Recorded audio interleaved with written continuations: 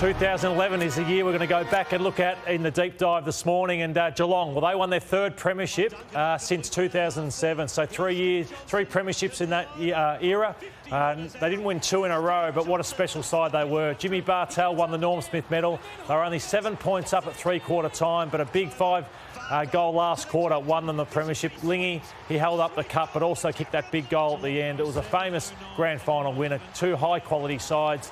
Famous victory for Geelong. Stevie J kicked 3 in that game as well. Just wanted to look at that prelim, though, in 2011. How the Pies got to the grand final. Who would forget this one? So Buddy kicks this goal, 3 minutes 56 to go. It was a great battle, he and Chris Tarrant.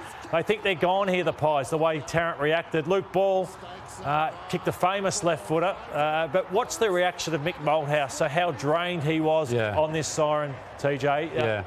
You just wonder if Collingwood looked at that and said, OK, we need to look at a contingency plan, but just what it takes out of you being an AFL coach in a game like that. I hear what you're saying, but I would have looked at that and just sort of thought you can never question the passion of Nick Malthouse, you know, no doubt. And just the pressure that these blokes are under. Yeah, and the emotion attached to knowing that the next week was going to be his last game as coach of the club. Yeah, and they're just the marking goal of the year, another Magpie cracker. So I just wanted to play the commentary of BT here. There's Dale Thomas.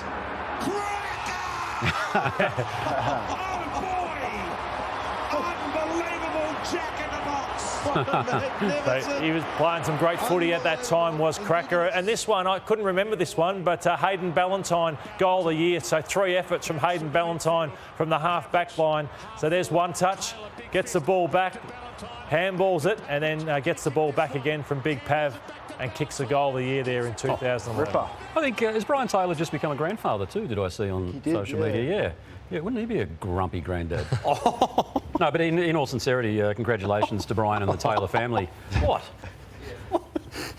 It's a big moment for him, CJ. Sorry? It's a big moment for him. Yeah, I know it is. That's why I just mentioned it. And I say congratulations. Sorry? You'd be a grumpy one too. So that's a big call coming from you. Yeah, don't go near Pa. Don't go near Pa. Pa, angry man. Who won the Brownlow, TJ? Sorry? Oh, Brownlow. Oh, Dane Swan, thanks very much. A lot of Collingwood in this year, and obviously it was a great year for them. Dane Swan with 34 votes. It was really well, I was going to say a runaway victory, but when you consider it was 4 votes clear of Sam Mitchell, who was ineligible at the time, so a very worthy winner. And Dane Swan, obviously, going on to play great football after that as well, but he was our Brownlow medalist for that year. And possibly could have won one before that particular season. 2011 was the birth of the Gold Coast Suns, the first of the 2 Northern States expansion teams coming in. The great Gary Ablett leading them out, captain of that first team, and won a Brownlow as a Gold Coast Sun. It was the start of the Q clash as well against the Crosstown rivals. Had one last night. They don't have a great record in that particular match, although that one there was a good one for them. I feel like I always get the coaching sackings. I got another one today. Well, you probably caused most of them. Yeah, maybe. It was. I was still playing in this era, but it was this game here. I mean, look at the scoreline where Melbourne went down to Geelong and got smashed by 186 points, or it was Skilled Stadium at that stage, and then the next week they got beaten by the Suns by 150. So, yeah, that was the end of Dean Bailey, unfortunately, in a really sad era for Melbourne. And it does show, though, and it does give hope to the likes of North Melbourne. If you get some things right in the space of under a decade, you can turn it around pretty significantly. But that was a disaster there for Melbourne. It's a horrible day, wasn't it? I don't know if you recall that media conference the next day, Damo, when Jimmy Steins was obviously really battling at that point and was there with Dean Bailey in what was a pretty tough morning for the Melbourne Footy Club. Everyone. Yeah, and they were going to make other decisions at the club as well, in the executive positions. They decided just with the coaching one, but never really fixed itself, did it? And through that period, Geelong had won 29 games in a row down at Geelong, and it took the Sydney Swans to go down there and break that hoodoo for all teams. There's Matty Spanger, who's now with Luke Beveridge, kicks a goal there. So 29 games it was. It was also the week Jared McVeigh lost a daughter. So it was really an emotional charged victory. A young Luke Parker kicks a couple of goals late, but finally they've still got that amazing record down there, Brownie, but the the Swans broke the 29-game drought there.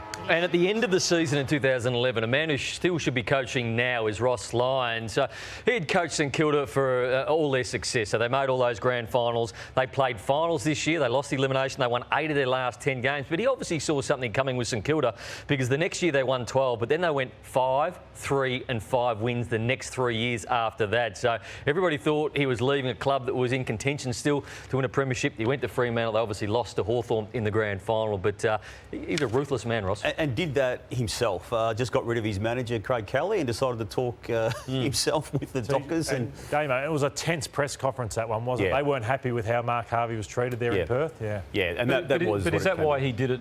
Because Craig Kelly also looked after Mark Harvey, didn't he? Correct. Yep. So that's why I think spared Craig Kelly some sleepless nights. And Craig Kelly wouldn't have negotiated that under those circumstances. No. So that's why he went down. I think Ross watches this show, doesn't he? He loves the show, Ross. Loves it. Yeah. What? When you ask a question and I say yes, he loves it, then you follow it up with something else. You've been doing TV for a while. You're worrying me today. Well, you were certainly more expansive off here. That's all. Hey? When we canvassed it. He'll bring a lot of this content to Triple M this afternoon when we discuss it. It's great. He loves the show. He loves the show. You're saying you just take stuff off here and then... I think everybody watches the Sunday Footy Show, don't they? I think so. Well, up until the end of the first segment of this week, anyway.